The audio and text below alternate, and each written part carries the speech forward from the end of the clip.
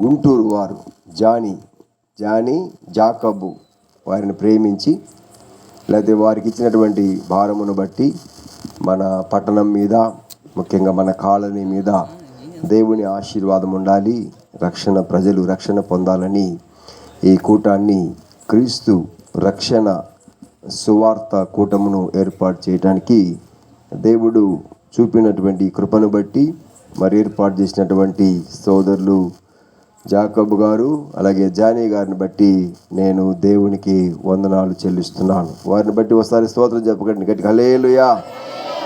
మంచిది ప్రియులారా, మరి ఈ రాత్రికాల సమయంలో ఎవరు కూడా అనాలోచితంగా ఉండక, దేవా నాతో మాట్లాడు, నన్ను దర్శించు, నా కుటుంబమును దీవించు, మా సంఘమును దీవించు, మా ప్రాంతము మా కాలనీని దీవించు, మా పట్టణం మీద మీ ఆశీర్వాదం ఉంచని ప్రార్థనాపూర్వకంగా నీవు ఉన్నట్లయితే ఈ రాత్రి తప్పక నీవు నీ కుటుంబము దీవెన పొందుతుంది. అలాగే ఇంకా రక్షణ పొందిన వారికి దేవుడి రాత్రి తన రక్షణతో నింపుతారని దేవుని సేవకునిగా నేను మీకు తెలియచేస్తూ ఉన్నాను. మరి ఈ రాత్రి సువార్తను ప్రకటించడానికి నన్ను కూడా ప్రేమతో ఆహ్వానించినటువంటి జానీకి, అలాగే సోదరుడు జాకబ్ గారికి కూడా మరొకసారి వందనాలు చెల్లిస్తున్నాను. ఈ సువార్త సభలో దేవుని వాక్యము చెప్పడానికి నన్ను మొట్టమొదటిగా ఆత్మీయ గాస్పెల్ టీం సహోదరుడు జానీ ఫోన్ చేసి 1-2 సార్లు ఫోన్ చేసి, సార్ మీరు ఈ సువార్త సభలో వాక్యం చెప్పాలి అని అడిగారు. ముందు ఏ ఊరో చెప్పలేదు. 16వ తారీఖు ఖాళీగా ఉందా సార్ మీకని అడిగాడు. నేను ఆ రోజు రాత్రి అయితే ఖాళీనయ్యా అని చెప్తే సరే సార్ అని గుర్తుపెట్టుకున్నాడు. మరలా ఒక వారం తర్వాత ఫోన్ చేసి, సార్ 16వ తారీఖు మీరు ఖాళీయే కాబట్టి సువార్త సభ పెట్టాలి సార్ అన్నాడు. సరే సువార్త సభ. నేనేమనుకున్నానంటే వాళ్ళ ఇంటి దగ్గర, అంటే జానీకి మార్కాపురంలో పెద్ద ఇల్లు ఉంది, మన చర్చి పక్కనే. గుంటూరులో ఇల్లుంది, ఆయన గొప్పవాడు. సరే మంచిది. నేను అనుకున్నాను ఏదైనా కుటుంబ ప్రార్థన పెడుతున్నారేమో అనుకున్నా నేను. కానీ లేదు సార్ సువార్త సభ అని చెప్పాడు. సువార్త సభ ఎక్కడ పెడదాము? మార్కాపురంలో సార్ అన్నాడు. నేను చెప్పాను, మార్కాపురంలో సువార్త సభకు నేనెందుకు స్పీకర్గా? మార్కాపురంలో మీ అందరికీ నేను తెలుసు. ఈ సంఘములో సోదరుడు జాకబ్ గారు మరి నిర్మిస్తున్న ఈ సంఘము స్థలము కొనక ముందు నుంచి నేను ఈ కాలనీలో సువార్త చెప్తా ఉన్నాను. చిన్న గుడిసెలో ఉన్నప్పుడు సువార్త చెప్పాను, మరలా చెప్పాను. ఈ చర్చి ఈ రూపానికి వచ్చింది. అప్పుడు కూడా గత మాసంలో కూడా వచ్చి నేను సువార్త చెప్పడానికి ప్రార్థన చేయడానికి సాయం చేశాడు దేవుడు. కాబట్టి మేము ఇక్కడ ఉన్నాము. నేను సువార్త సభలో వాక్యం చెప్తే కొత్తగా ఏమి ఉండదు. కాబట్టి గుంటూరు పెద్ద మహానగరము మీది, అక్కడ నుండి ఒక మంచి పెద్ద పాస్టర్ గారిని తీసుకురాయ్యా, మేము కూడా మీటింగ్కి వస్తాము అని చెప్పాను నేను. అప్పుడు జానీ అన్నాడు, లేదు సార్ మీతోనే ప్రారంభిద్దాము అని నన్ను ఈ రాత్రి ఇక్కడికి తీసుకొని వచ్చారు. అందును బట్టి కూడా సరే కాలములు సమయములు ప్రభు స్వాధీనంలో ఉన్నాయి. మరి మరొకసారి నేను సహోదరుడు జానీకి వందనాలు చెల్లిస్తున్నాను. ఎందుకంటే దేవుని చిత్తము ఇలాగ ఉన్నప్పుడు మనము దానిని అంగీకరించాలి. అయితే పాస్టర్ గారు చెప్పారు, ఇప్పుడు పోస్ట్ ఆఫీసులు మీరు ఎంతమందికి తెలుసో నాకు తెలియదు. పోస్ట్ ఆఫీసులు ఇప్పుడు మరుగైపోతున్నాయి కదా. ఇంతకుముందు ఉత్తరాలు రాస్తే పోస్ట్ మ్యాన్ తెచ్చి ఉత్తరం ఇచ్చేవాడు కదా, ఉత్తరం ఇచ్చేవాడు. అయితే పోస్ట్ మ్యాను రోజు ఒకే ఉత్తరం తెస్తాడా? కాదు కదా. రోజు ఒకే మెసేజ్ ఉంటుందా పోస్ట్లో? ఒకరోజు ఒక ఉత్తరము, ఒకరోజు ఒక ఉత్తరం ఉండే, ఒక్కొక్క ఉత్తరములో ఒక్కొక్క కొత్త వర్తమానం ఏదో ఉంటుంది. అలాగే పాస్టర్ గారు, నేను పాత పాస్టర్ గారిని అయినప్పటికీ, మీరు అనేక మార్లు వాక్యం విన్నప్పటికీ, ఇదిగో ఈరోజు దేవుడు మరొక కొత్త ఉత్తరాన్ని, కొత్త సందేశాన్ని దేవుడు మీకు ఇవ్వాలని ఆశిస్తున్నాడు. కనుక మీరు పాస్టర్ గారు పోస్ట్ మ్యాన్ పాతవాడైనా కొత్త ఉత్తరాన్ని ఎలా తీసుకుని వస్తాడో, పాస్టర్ గారు పాతవాడైనా వర్తమానము దేవుడు క్రొత్తదిగా అనుగ్రహిస్తాడు అని దేవుని సేవకునిగా నేను మీకు తెలియజేస్తున్నాను. అర్థమైన వారు దేవునికి స్తోత్రం చెప్పండి. హల్లెలూయా. కాబట్టి ఈ రాత్రి దేవుడు మీతో మాట్లాడటానికి ఆయన ఇష్టపడుతున్నాడు. పరిశుద్ధ లేఖన భాగములో నుండి ఒక వాక్యమును మనం చదువుకుందాం. యోహాను సువార్త 8వ అధ్యాయము 31వ వచనము నుండి 36వ వచనం వరకు మనము చదువుకొని కొన్ని విషయాలను ధ్యానము చేస్తాము. యోహాను సువార్త 8వ అధ్యాయము 31వ వచనము నుండి 36వ వచనం వరకు చదువుకుందాం.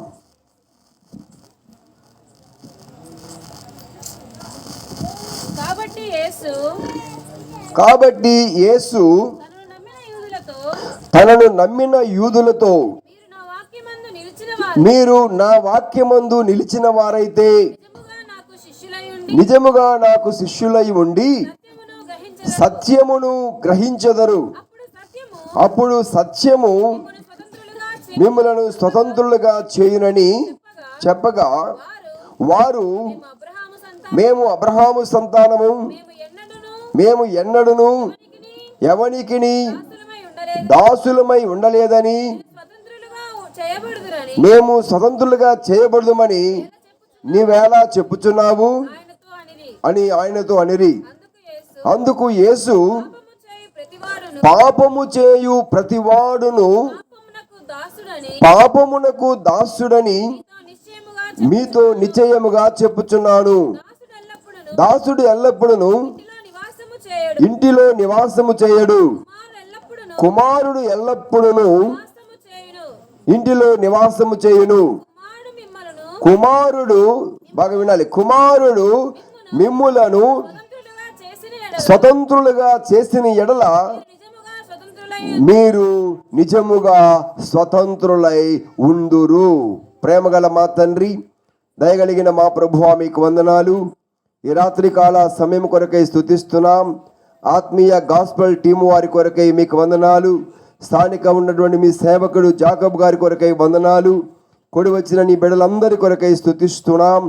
చదవబడిన లేఖన భాగముల ద్వారా ఈ రాత్రి మీరు మాట్లాడమని, ప్రజలు నిజమైనటువంటి స్వేచ్ఛను, స్వాతంత్రాన్ని పొందుకొంటకు తగిన కృప సహాయం అనుగ్రహించమని, నిలబడిన మీ దాసుడు కేవలం వచ్చివాడు అయ్యా, ఈ రాత్రి మీ బలమైన పరిశుద్ధాత్మ అభిషేకంతో నింపి నీ ప్రజలతో మాట్లాడమని, అనేక మంది రక్షణ పొందుటకు, దీవెన పొందుటకు, విడుదల పొందుటకు, స్వస్థత పొందుటకు, స్వాతంత్రం పొందుటకు సహాయము చేయమని యేసయ్య పరిశుద్ధమైన శక్తిగల నామములో ప్రార్థించి వేడుకొనుస్తున్నాము తండ్రి. ఆమేన్. అందరు చెప్పండి ఆమేన్. గత దినము మనమందరం కూడా భారతదేశం యొక్క స్వాతంత్ర దినోత్సవ 80వ వేడుకను మనము జరుపుకున్నాం. మన దేశానికి స్వాతంత్రం వచ్చి 80 సంవత్సరములు మనము ప్రవేశించాం. కానీ చాలామంది ఇంకా స్వాతంత్రము పొందలేదు అని మనము చూస్తున్నాం. చాలామంది పాపములో అనే దాసత్వం కింద ఉన్నారు, శాపం అనే దాసత్వం కింద ఉన్నారు, రోగం అనే దాసత్వం కింద ఉన్నారు. కొంతమంది పేద ప్రజలు అణగదొక్కబడుతూ ఉన్నారు. అలాగే అధికారులు అవినీతిమయమైపోయినట్టుగా మనం చూస్తున్నాం. మన దేశము స్వాతంత్రము నుండి అంటే స్వేచ్ఛను, అంటే ఈ అవినీతి నుండి, పాపము నుండి విడిపించబడాలని దేవుని సేవకునిగా నేను కోరుతూ మీ అందరికీ 80వ స్వాతంత్ర దినోత్సవ శుభములు కలుగునుగాక. ఆమేన్. దాని అర్థం ఏమిటంటే మీరందరూ సంపూర్ణమైన స్వాతంత్రాన్ని అనుభవించాలని నేను కోరుచున్నాను. నేను చాలా కాలం క్రిందట, లేకపోతే ఒక 10-12 సంవత్సరాల క్రిందట బ్రెజిల్ దేశానికి సువార్త పరిచర్య కొరకై నేను వెళ్ళాను. మూడు సార్లు వెళ్ళాము బ్రెజిల్ సేవ కొరకు. ఒకసారి నేను వెళ్ళినప్పుడు నేను గమనించాను, చాలామంది ప్రజలు సువార్త వాక్యము బోధించిన తర్వాత మీలో ఎంతమందికి యేసుక్రీస్తు ప్రభు కావాలి, ఎంతమందికి రక్షణ కావాలి, ఎంతమంది రాత్రి పాపమును వదిలిపెట్టి పశ్చాత్తాపడి ప్రభువును మీరు కోరుకుంటారు, మీరు వారు ముందుకు రమ్మంటే పిడరా 100 మంది వచ్చి ముందు నిలబడి, అయ్యా మేము పాపులము, ప్రభువా మమ్మల్ని క్షమించు, మమ్మలను రక్షించు అని ప్రార్థన చేసినట్లుగా నేను చూశాను. దేవునికి స్తోత్రం చెప్పిన హల్లెలూయా. పాపము నుండి విడిపించమని కోరుతున్నారు. నేను మన దేశంకి వచ్చి సువార్తను ఆయా సభలలో ప్రకటిస్తుంటే ఈ రాత్రి ఎంతమంది యేసుక్రీస్తు ప్రభువారిని రక్షకునిగా అంగీకరిస్తారు? ఎంతమంది పాపము నుండి విడుదల పొందాలని కోరుకుంటున్నారు? ఎంతమందికి మారు మనసు పొందాలని ఆలోచిస్తున్నారు? ఇదిగో ప్రభు మిమ్మల్ని పిలుస్తున్నాడు, మీరు రండి అని పిలిస్తే చాలా తక్కువ మంది, 5 మంది 10 మంది కొద్ది మంది మాత్రమే ముందుకు వచ్చి పాపములు ఒప్పుకొని అయ్యా మాకు ప్రభువు కావాలని చెప్తూ ఉన్నారు. కానీ మీలో ఎంతమంది స్వస్థత పొందాలనుకుంటున్నారు? మీలో ఎంతమంది అప్పుల నుండి విడిపింపబడాలనుకుంటున్నారు? మీలో ఎంతమంది ఆర్థికంగా వృద్ధి పొందాలనుకుంటున్నారు? మీలో ఎంతమందికి ఉద్యోగాలు కావాలి దేవుడు ఇస్తాడంటే 100 మంది వచ్చి ముందు నిలబడతా ఉన్నారు. ఏంటంట? అయ్యా నాకు అప్పులు ఉన్నాయి, అయ్యా నాకు రోగం ఉంది, అయ్యా నాకు శోధన ఉంది, నేను విడిపించబడాలని కోరుతూ ఉన్నారు. కానీ రక్షణ అయితే యేసు ప్రభు కావాలని కోరేవారు చాలా తక్కువ మంది కనపడుతున్నట్లుగా నేను ఈ పరిచర్యలో గమనించాను. మీకేమర్థమైంది? నీకు అర్థమవుతుందా? ఏమర్థమవుతుంది మీకు? అందుకనే బ్రెజిల్ దేశము లేకపోతే అమెరికన్ దేశము వాళ్ళు ఏమి కోరుకుంటున్నారంటే, వారు బాగా గమనించండి, వారు రక్షణ ఇచ్చే యేసును కోరుకుంటున్నారు. పబ్లిక్గా అయ్యా నేను పాపిని, నేను పాపము చేశాను, నేను అపవిత్రుడను, ఈ పాప శరీరమును ధరించుకొని ఉన్నాను కాబట్టి నాకు క్షమాపణ కావాలని కోరుకుంటున్నారు. అందుకని వారు రక్షణ పొందుతున్నారు, దీవెన పొందారు, వారు అభివృద్ధిని చెందారు. మనమైతే, మన దేశ ప్రజలైతే మాకు ఆ రక్షకుడు అక్కర్లేదు, యేసుక్రీస్తు ప్రభువారు మాకు అక్కర్లేదు, కానీ ఆయన ఇచ్చే ఆశీర్వాదం కావాలి, ఆయన ఇచ్చే దీవెన మాకు కావాలి, ఆయన ఇచ్చే స్వస్థత మాకు కావాలి, మేము అప్పులో నుండి విడుదల పొందాలి, మాకు ఉద్యోగం కావాలి. కానీ అవన్నీ అనుగ్రహించే యేసు ప్రభువారు మాకు అక్కరలేదు అని చాలా మంది ఈ దినములలో చూస్తున్నారు. హల్లెలూయా. అర్థమని చెప్పండి, హల్లెలూయా. లేకపోతే మేము పాపులమా, మేమేం పాపం చేశాము? ఇక్కడ చదివినటువంటి లేఖనాల్లో కూడా చూస్తే అక్కడ వాక్యం చెబుతా ఉంది, ఇదిగో దేశ ప్రభువారు బోధిస్తూ ఉన్నారు, సత్యము మీరు తెలుసుకున్నట్లయితే సత్యం మిమ్మల్ని స్వతంత్రులుగా చేస్తుంది. అంటే వారు అంటున్నారు, మేము ఎప్పుడు దాసులుగా ఎవరికి లేమే, మేము స్వేచ్ఛగా ఉన్నాము, మేము అబ్రహాము సంతానము అని అంటున్నారు వాళ్ళు. అప్పుడు ప్రభు ఏమంటున్నాడంటే చెప్పండి, పాపము చేయు ప్రతివాడును పాపమునకు దాసుడు అన్నాడు. పాపము చేయ ప్రతివాడు ఏంటంట? పాపమునకు దాసుడు అన్నారు. అయితే ఇప్పుడు పాపము నుండి విడుదల పొందాలంటే దేవుని వాక్యం చెబుతుంది, 36 చదువుకున్నాము, ఇదిగో కుమారుడు, చదవండి అమ్మ. కుమారుడు మిమ్ములను స్వతంత్రునిగా చేసిన ఎడల మీరు నిజముగా స్వతంత్రులై ఉందురు. మీరు నిజముగా ఏమవుతారంట? స్వతంత్రులై ఉంటారు అంట. అంటే పాపము నుండి, శాపము నుండి మనం విడుదల పొందాలి అంటే మనము మారు మనసు పొందాలి. మనం మారు మనసు పొందితేనే రక్షణ పొందుతాము. రక్షణ పొందడం అంటే యేసుక్రీస్తు ప్రభువును నీ సొంత రక్షకునిగా అంగీకరించినట్లయితేనే ఇప్పుడు నువ్వేమవుతావంట? పాపము నుండి విడుదల పొందుతావు. ఇప్పుడు కుమారుడైన యేసయ్య, కుమారుడు అంటే యేసుక్రీస్తు ప్రభువారు నిన్నేం చేస్తాడంట? స్వతంత్రులుగా చేస్తాడు, స్వతంత్రులుగా చేస్తారు. ప్రియరా, చాలా మంది దినాలలో పాపమునకు బానిసలుగా మారిపోతున్నారు. ఒప్పుకోవటానికి ఎవరు ఇష్టపడట్లేదు, అన్ని కప్పి పెట్టుకుంటున్నారు. దేవుని వాక్యం ఏమి చెబుతుందంటే, అతిక్రమములను దాచిపెట్టేవాడు వర్ధిల్లడు, వాటిని ఒప్పుకొని విడిచిపెట్టిన వాడు మాత్రమే కృప పొందును అన్నాడు. హల్లెలూయా. ఏం చేయాలంటమ్మా? మనము కృప పొందాలి అంటే, రక్షణ పొందాలి అంటే, స్వస్థత పొందాలి అంటే, ఆశీర్వాదం పొందాలంటే, ఆశీర్వాదమునకు కర్త అయినటువంటి యేసుక్రీస్తు ప్రభువును నీవు నీ సొంత రక్షకునిగా అంగీకరించాలి. కుమారుని ముద్దు పెట్టుకోనండి, లేకపోతే ఆయన కోపించును అంటాడు. కీర్తనల గ్రంథము 2వ అధ్యాయంలో ఈ మాటను మనము చూస్తున్నాము. ఈ లోకములో బైబిల్ చెబుతోంది పిల్లారా చాలా క్లియర్గా, నేను పాపం ఏమి చేయలేదని నువ్వంటే సరిపోదు. దేవుని వాక్యం చెబుతుంది, అందరూ పాపము చేసి దేవుడిని గ్రహించి మహిమను పొందలేకపోతా ఉన్నారని ఈ రాత్రి వాక్యం ఘోషిస్తూ ఉంది. దేవుని వాక్యం చెబుతా ఉంది, దేవుడే చెప్తున్నాడు, మనుషులందరూ అనగా ఈ లోకంలో ఉన్న ప్రతి మనుష్యుడు, ఏ కులమైనా, ఏ మతమైనా, ఏ ఉద్యోగం ఉన్నా లేకపోయినా, నువ్వెంత గొప్పవాడివైనా, ఎంత తక్కువ వాడివైనా, నువ్వు పేదవాడివైనా, నువ్వు ధనవంతుడివైనా, నీవు పాపివి అని బైబిల్ చెబుతుంది. ఒకవేళ మీలో ఎవరైనా నేను పాపిని కాదు, నాలో ఏ పాపము లేదని కనుక చెప్తే ఏమవుతుందంట? దేవుని వాక్యం చెబుతుంది, మీరేం చేస్తున్నారంట?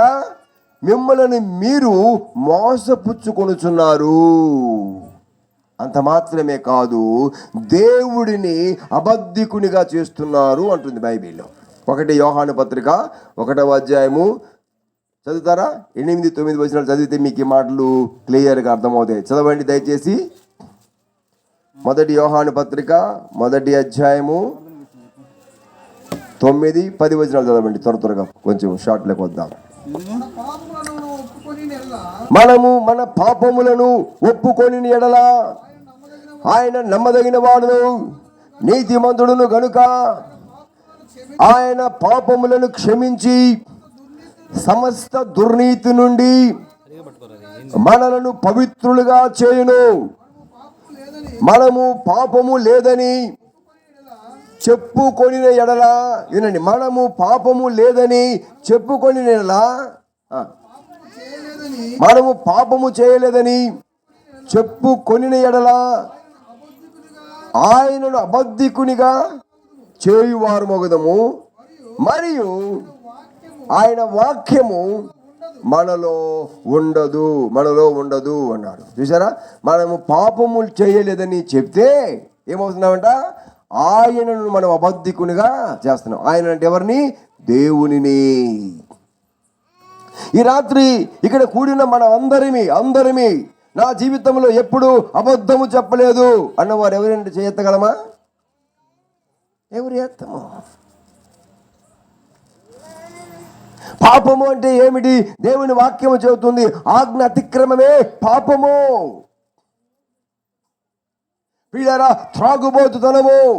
తాగుబోతునానికి కొంతమంది వ్యభిచారానికి దాసులు, కొంతమంది అబద్ధానికి దాసులు, కొంతమంది త్రాగుబోతునానికి దాసులు, కొంతమంది అవినీతికి దాసులు, లంచగొండితనానికి ఏమైపోయినారంటే బానిసలు అయిపోయినారు. స్వాతంత్రము లేదు, స్వేచ్ఛ లేదు.